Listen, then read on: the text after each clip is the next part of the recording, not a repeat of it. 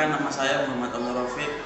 NIM saya 1352011010135. Nama saya Caberita Kristiani Putri Purnomo.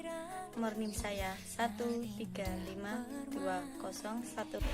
Saya Lestari Rajan Pratiwi, NIM 13520110158. Saya Regina Septianti Putri Pranata, NIM saya 15320100159. Nama saya Afra Zulaika, NIM 13520010160. Assalamualaikum warahmatullahi wabarakatuh.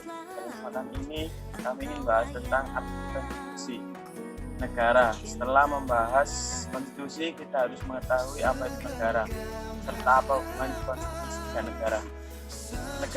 Negara adalah kumpulan orang yang menempati itu dan diatur oleh pemerintah negara yang bisa yang intinya memiliki kedaulatan.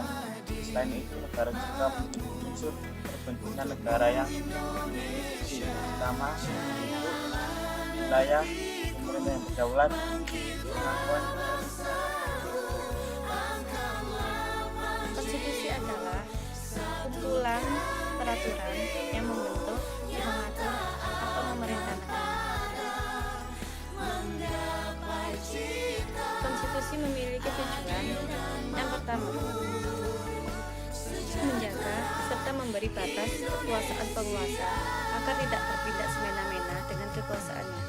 Yang kedua, menjaga dan melindungi HAM, hak asasi manusia. Dan yang ketiga, menjaga pedoman penyelenggaraan negara.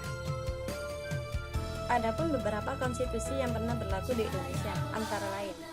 Yang pertama, Undang-Undang Dasar 1945 yang berlaku sejak tanggal 18 Agustus 1945 sampai dengan 27 Desember 1949. Dan yang kedua, Konstitusi Republik Indonesia Serikat yang berlaku sejak tanggal 27 Desember 1949 sampai dengan 17 Agustus 1950. Dan yang ketiga, Undang-Undang Dasar Sementara 1950 yang berlaku sejak tanggal 17 Agustus 1950 sampai dengan 5 Juli 1959.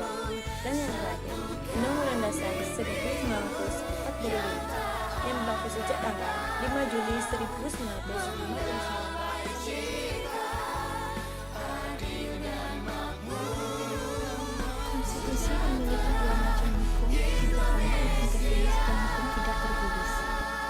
Hukum tertulis ialah hukum yang dimana disahkan oleh badan kewenangan. Contohnya Undang-Undang Dasar 1945. Undang-Undang Dasar 1945 sendiri memiliki beberapa sifat. Yang pertama, karena sifatnya tertulis, maka rumusannya harus jelas. Yang kedua, bersifat singkat dan mudah diterima oleh masyarakat yang memuat aturan-aturan pokok. Yang ketiga, memuat norma, aturan, serta ketentuan yang dapat dilaksanakan. Hukum dasar tidak tertulis adalah aturan-aturan dasar yang timbul dan terpelihara dalam praktik penyelenggaraan negara. Adapun sifat-sifat pokok konvensi, yang pertama, kebiasaan yang berulang kali dan terpelihara dalam praktek penyelenggaraan negara. Yang kedua, tidak bertentangan dengan UUD dan berjalan sejajar. Yang ketiga, diterima oleh seluruh rakyat. Dan yang terakhir, bersifat sebagai pelengkap. Contoh pelaksanaan konstitusi di Indonesia meliputi 1. Menaati aturan lalu lintas berdasarkan Undang-Undang Nomor 22 Tahun 2009. 2.